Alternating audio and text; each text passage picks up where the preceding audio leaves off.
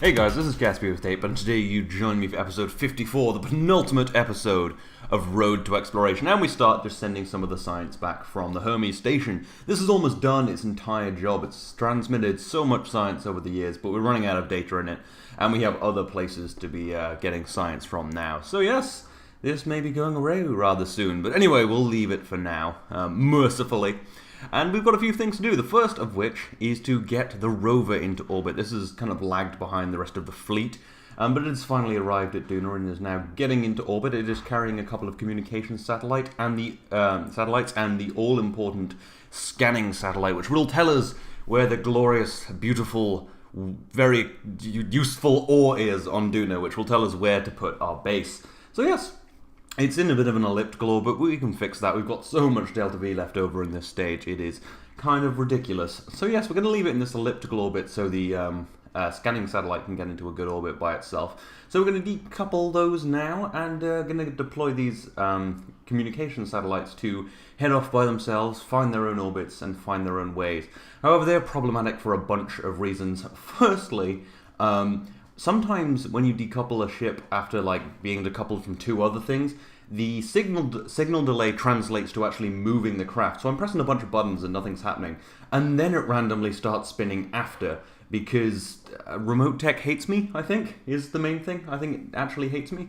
The other problem after I finally arrest this with lots of time warping and just trying to get SAS on. The other problem is they don't generate enough power out near Duna. Again, I didn't consider the power. I thought this would be enough, but it just wasn't. So what I might do is, next episode, turn off the big dishes and just have them as relays. But yeah, it's a shame. I've really got to check these things more.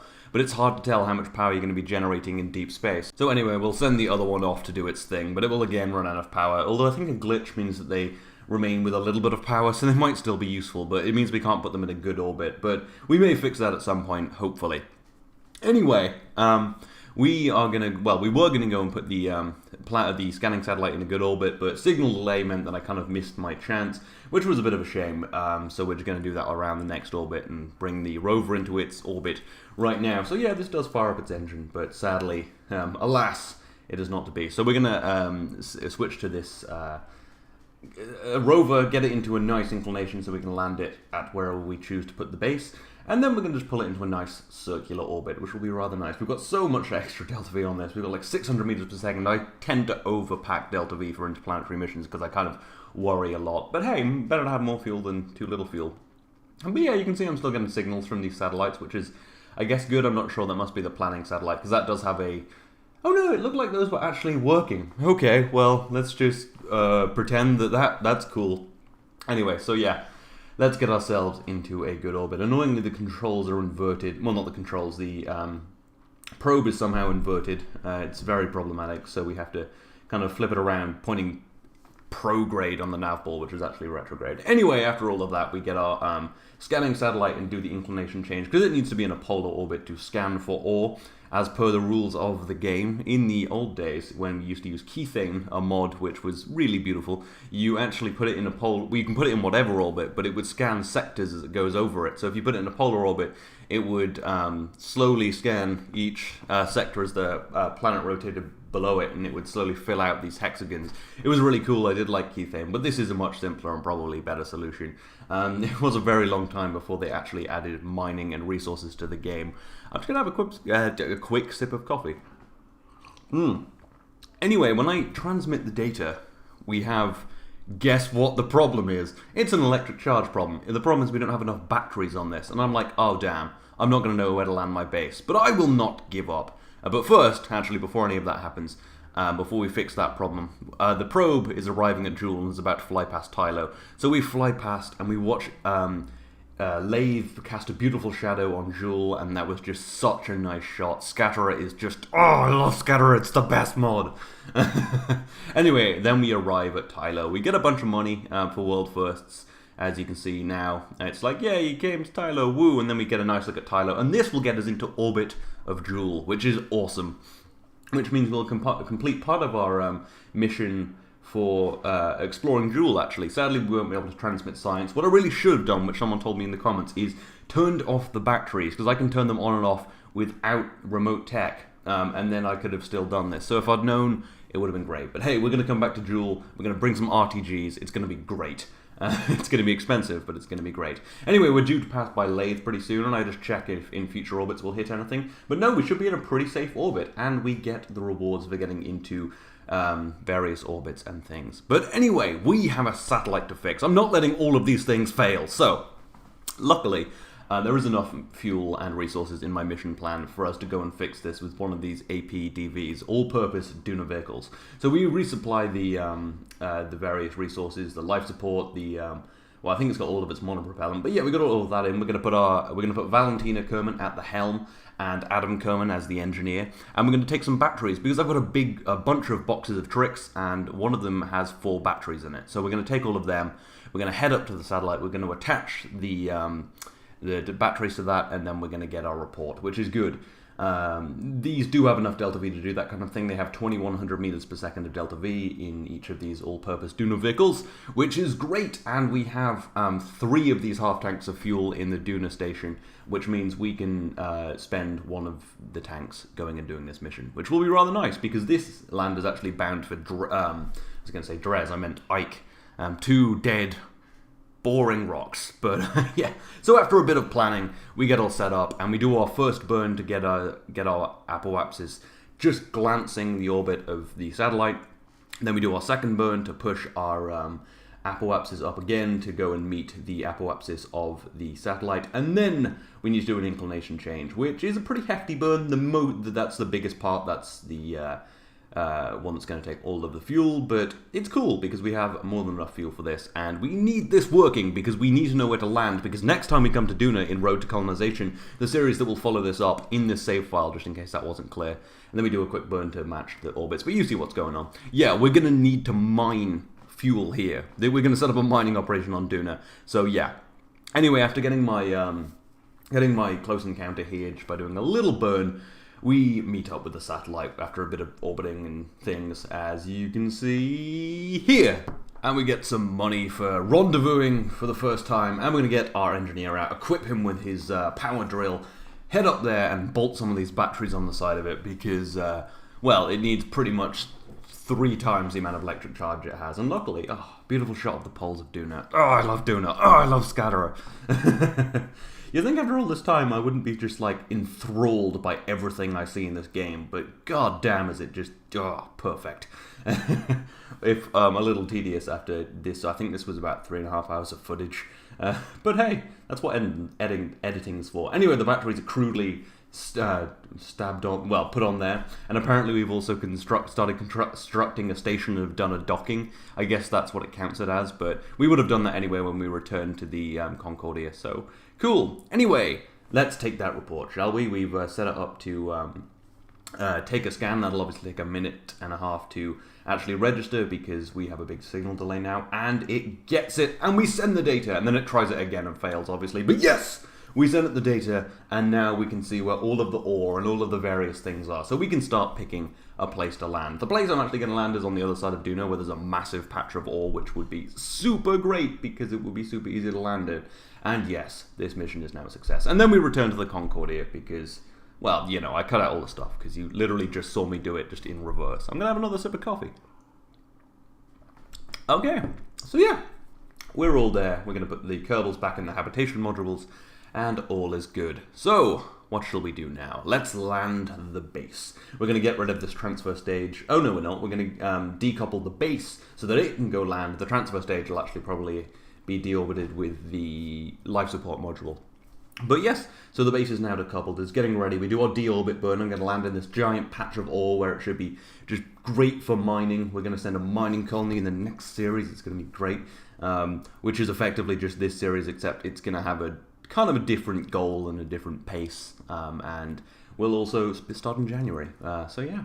Anyway, so it's time for this to deorbit, and we are, well, going through the atmosphere right now, actually. I've set up the parachutes to pull, like, now-ish, but they won't pull for a while. I have to kind of battle with signal delay to get them to pull at the time I want them to, so I make them pull early, and then I'll just kind of make sure that their pressures are all set right so that they don't pull too early. Bit of a cheat, but whatever. Anyway, hopefully this will land quite nicely. And we're going to start making them pull as soon as possible. There we go. The first of the drogue chutes go. The other 4 will follow it fairly soon after. And then the main chute should go fairly soon after that. And then we'll land on engines. It's quite hard to land on Duna with just parachutes because it has a very, well, fairly thin atmosphere. Not like actually Mars. I'm not sure of the exact density of the atmosphere on Duna, but it's definitely denser than Mars, which has about a 1% of Earth atmosphere. Anyway, into 1 times time accelerate, you can see the main chutes pull and me starting to fire up the engines. Those are actually the vector, no they're not, they're those radial, and the big radial engines. I've forgotten exactly what they're called. But yes, we fall to the red surface of Duna, hopefully landing this base. The landing gear actually won't deploy in time, but hopefully we'll be able to land it flat and everything will be fine. However, you can actually kind of see that one of the modules is really twisted, and we'll get a better look at that later. But we're coming in, we're landing fairly well, tilting a little bit, but we slow down just enough and touch down with no damage, which is glorious. We have the base on Duna. I didn't even know it would get here since I forgot that antenna. Oh man, I suck at remote tech. Anyway, and then we deploy the landing gear, which goes quite nicely, except you can see the greenhouse there is really tilted. That must have been during the docking maneuver. Anyway, yes, that's looking rather nice, is it not? And we deploy the solar panels and all of that, and then we're going to deploy the modules. The greenhouse will be deploying itself. I'm assuming that generates food and maybe oxygen. We've got a bunch of stuff. The main base core actually has a... Oh, there goes the habitation module, and the lab will come after this. But the main base core has a bunch of like oxygen recyclers and carbon scrubbers and water purifiers. So this should be a self-sustaining base, kinda. So we're going to test that out as well a little bit this time, because this will be used on future missions, because it's a big base. Anyway... Now that that's landed, we ought to bring in the life support module, the big canister of life support that is absolutely essential for this mission. It will allow us to stay on Duna for a ridiculous amount of time. We won't actually use all of it, but yeah, so we're going to get rid of that top bit after the... because we don't need that anymore. We're going to get rid of the transfer stage that helped us deorbit, so that can slam into Duna or at least kind of burn up or something like that, so that we don't have to have a bunch of Kessler syndrome around a second planet, because my Kerbin is... Oof, yeah, its low Kerbin orbit is pretty rough. We do a quick inclination change, so we actually land near-ish the base. Yeah, as long as we land fairly near, we've got enough fuel that we can make a bit of a change. And we are going to be connecting them with pipes anyway, so it doesn't matter too much. But we need to be fairly close. This has a bunch of fuel, so I'm actually overshooting so that I can fire up my engine and land accurately. I'm setting up the parachutes to pull really early, and I'll obviously just control them again. This is landing in the dark because it was kind of hard to get a time where there was a communicating vehicle above the base, because I only have a few, so I have to wait until the other vehicles are in the kind of right position for me to relay my signal back. But yeah, anyway, we're coming in, and we're doing a bit of a burn, getting ourselves nice and close. You can see we've way overshot, which is fine, because I don't need any of this fuel for anything other than landing. And we want to be close to that base. So yeah, just pulling it in, trying to not undershoot, because that would be also really bad. Well, not really bad, but it would be fairly bad. We would just want to land pretty close. We're already within 20 kilometers, so that's not too bad. The drogue chute should be pulling right now, actually, and then I'll fully deploy them pretty soon, because I don't want to waste all of this fuel, because we are running out. We've burned through more than half of our fuel, and that'll be... But anyway, it looks like we're coming down pretty much on top of the base, which should be fairly nice. We should be within, hopefully, within a kilometer, and then we can just move it when we... Well, probably when the Kerbals get down here and we have a better idea of what's going to happen. We're just landing on drogue chutes and engines because we don't need main chutes for this. And yeah, actually within 500 meters, not bad at all. Not close enough for the pipes to work, but we'll just move it later, as I said. And yes, into 1 times time accelerate to watch it land gently. And yeah, there we go. Beautiful. Our second vehicle on Duna. It's all really coming together, is it not? So yes, what is next? What shall we land next? Well, I think we should try and land the Rover next. Well, the latecomer, but hopefully this will be pretty cool. I built it this crazy module, as you can see, which hopefully won't be really aerodynamically unstable. Yeah. It was actually pretty dumb, but I wanted something that looked cool, and it's got a bit of a sky crane on it, which again, you know. Anyway, I'm deploying all of the parachutes way too early and just setting their pressures really high so that I can control them completely, because it's kind of a bit of a precision mission, really. and it will be quite risky. I put a massive heat shield on this, which upped the Delta V requirement so much. I didn't even need it. I don't know if any of the ablator burned off, but it was just aesthetic. I mean, you gotta do stuff for the fun. We've left the solar panels deployed because it doesn't really matter if they break, because we don't need this landing bit, and also because the atmosphere is so tenuous we can actually... but they probably won't break, and also I can use the long-range antennas, which is really nice to know because it means we can land stuff in the future.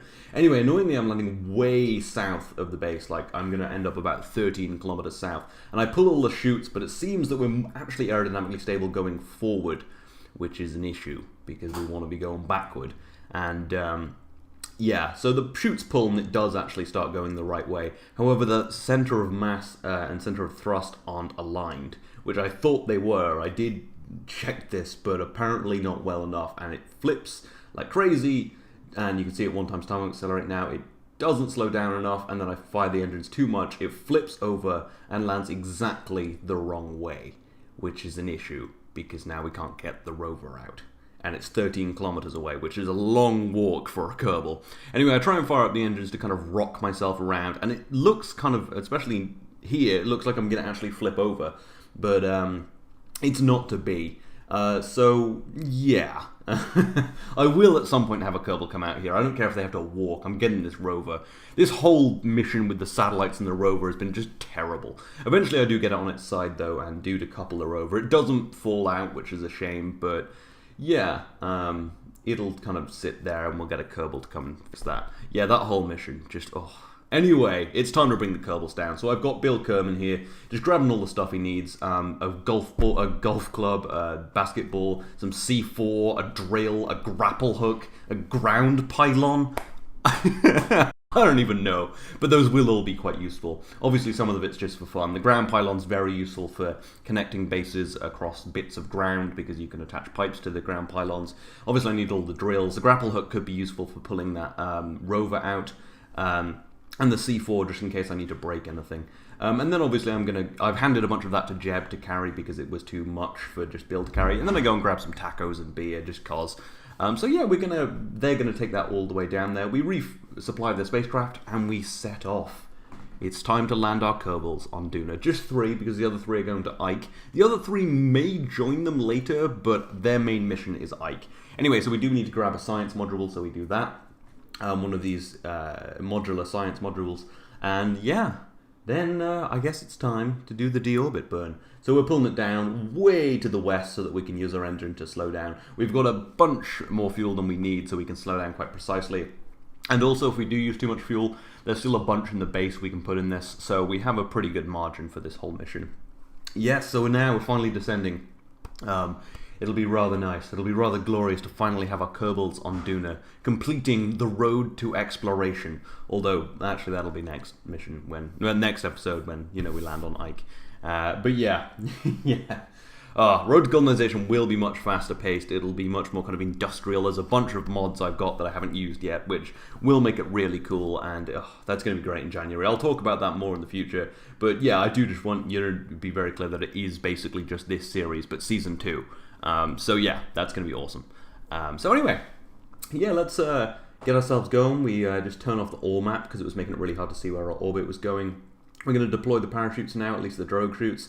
We fired up our engine, so we're in a pretty good trajectory. We should come in pretty close to the base. I'm not entirely sure how much. It's quite hard to judge this sort of thing with a planet as massive as Duna. Even though it's quite a small planet, it's much harder than, say, the Moon or Minmus, especially taking into account the atmosphere. And it looks like we're going to come down within 2 kilometers, but I will need to do another jump to get close, otherwise it's going to be a bit laborious. So anyway, yeah, we're going to watch this landing at 1 times time accelerate in a second, because it's rather graceful, probably the most graceful yet, and yeah, touches down quite nicely. Anyway, we need to get about 2 kilometers that way towards the base. So we're going to repack our parachutes by getting our engineer out. Bill Kerman, the first Kerbal to do an EVA on Duna, and we get a little bit of money for that, of course, 12 grand, not bad, not bad. We're going to repack the parachute so that we can land more easily when we jump over there. And then, yeah, that should be pretty good. If we didn't have the fuel on the base, we couldn't do this because we were at pretty much our fuel margin. But we've got a bunch of fuel on the base, so we will be able to get really close, which will make it much easier. In future, I'll perfect this a little bit. Anyway, so we do our jump. We're just going to jump on over there. However, I kind of bitch out because at this point I I didn't realize I had fuel on the base, so I'm like, okay, I've burned all the fuel I can. But then I'm like, oh yeah, there's fuel on the base. So I do another jump, get a little closer, and much more kind of liberal with fuel at this point, and then just sort of get pretty close, within a few hundred meters, which is good. I will need to get it a tiny bit closer, or at least put down some ground pylons to refuel it, but that won't happen for a while, because we're going to be on Duna for quite a while. So yeah, we're going to start taking some science. We get a lot of science from Duna, because it's freaking Duna. And yeah, we're going to be able to return this at least to the lab above Duna, so that we can, take the reports. We're going to get our illustrious pilot, Jebediah, coming out to climb down the ladder. Yes, actually put a ladder on it for once. He's going to stand there and wait for his compadres to come back. Yeah, I thought it would be cool if I said compadre. No. Anyway, so we get the next Kerbal out, and then Bob. So we've got Bill, Bob, and Jeb on the surface. Val, Adam, and whomever, I think Hanye or something, will be heading to Ike. But yeah, the big three are obviously on Duna. I feel a bit bad for leaving Valentina, but we only have 3-person capsules, and she really wanted to go to Ike. She was like, I don't want to go to Duna. Everyone goes to Duna. Anyway, so we're going to get the one Kerbal who isn't carrying anything, who can actually use his EVA pack to go in through the first airlock and into the base. The other Kerbals have to, run, because they're carrying stuff. So we get Bill in there as well, transfer him into the main module, and then it's time for Jeb. He can't take off either because he's carrying the ground pylons. He does stop to take a few scientific reports and play with his ball, because, he's a man of science. However, when we drop the ball, it actually seems to be quite boring. It's just kind of like a part. But hey, maybe we'll do some gravity experiments or something. Anyway, we're going to get him in the base, and that's all rather beautiful. Anyway, I think it's about time we take a look through this base, don't you? So we're going to you can see how beautiful this interior is. We've got a computer room, a command module. We've got this module, which looks awesome. Guy working at his computer. Jeb just sitting up here on the sofa. We've got a bunch of bunk beds, which look freaking amazing. We've got a goddamn greenhouse. And then we're going to look at the science thing. I love these interiors so much. I just love all these mods. Anyway, so we need to get this over there. We need to get this closer to the base. So we're going to wait for a satellite to come up overhead so that we can, actually have some communications. We don't have to tuck away the solar panels because the atmosphere is so thin. And we're just going to jump a little closer to the base. We probably won't get quite close enough to link a pipe to it, but we'll put down a ground pylon and link a pipe to that. So yes, this is just going to land right here, rather gracefully. Well, it didn't fall over. Any landing you walk away from is a success. And then we do our subsequent subsequent jump and get a little closer to the base. And that should be close enough, really. So yeah. Okay, apparently I'm getting even closer. I do a bunch of jumps, which I totally forgot about. And yeah, we're going to get nice and close, just right tucked up there and hopefully not hit it. So yeah, we need to get Bill out. Is he the engineer? I believe so. And we're going to go and grab some of those fuel, those kind of nodes that allow you to kind of connect stuff with pipes. We've got 4 on this, which is more than enough. Well, actually, exactly enough if we can't go all the way, because you can see this isn't close enough for this. So we're going to get Jeb out. Well, firstly, we're going to go grab the rest of the pipes, because we're going to need 4, because we're going to have to link it to something in the middle, which is going to be the ground pylon, which Jeb is carrying. That's obviously why I took all that stuff out of the inventories from the Concordia. And then we're going to just go and attach this to the surface. And yeah, we've got some Kerbals working together on the surface, how it should be. A bit of engineering, a bit of in situ, improvisation. God, I suck at words today. Anyway, so yeah, and then we'll attach this final one to the base so that we can use that glorious, beautiful life support. And then we'll get back into the base. And, well, I imagine we're going to get Jeb to open up that, oh yes, we completed the mission for the base. We got 450 grand plus world first, which is a lot of money. We have 2.5 million funds now. It's just yay. Yay! Anyway, we open up the garage real quick, and then I'm just sad that the Rover isn't here. We'll get that at some point. So anyway, very successful episode. Thank you for joining me for the penultimate episode of Road to Exploration. Next time we will be landing on Ike. We will be deorbiting the Hermes. It'll be glorious. We're going to do a bunch of other stuff and also visit Lathe with our probe. That'll be cool. So yeah, like I said, I hope you've enjoyed this. If you want to go check out a couple more videos, there is a video I did yesterday on Besiege, in which I failed to take on a bunch of invincible-seeming Highlanders. And then there's also a live stream I did where I make a boat and send it to Lathe, because I didn't know what to do in that live stream. So you can go check that out. And there's also links to my Twitter, Twitch, and Patreon in the description. Anyway, as always, I hope you've enjoyed this. This has been KSP with Tape. I will see you next time.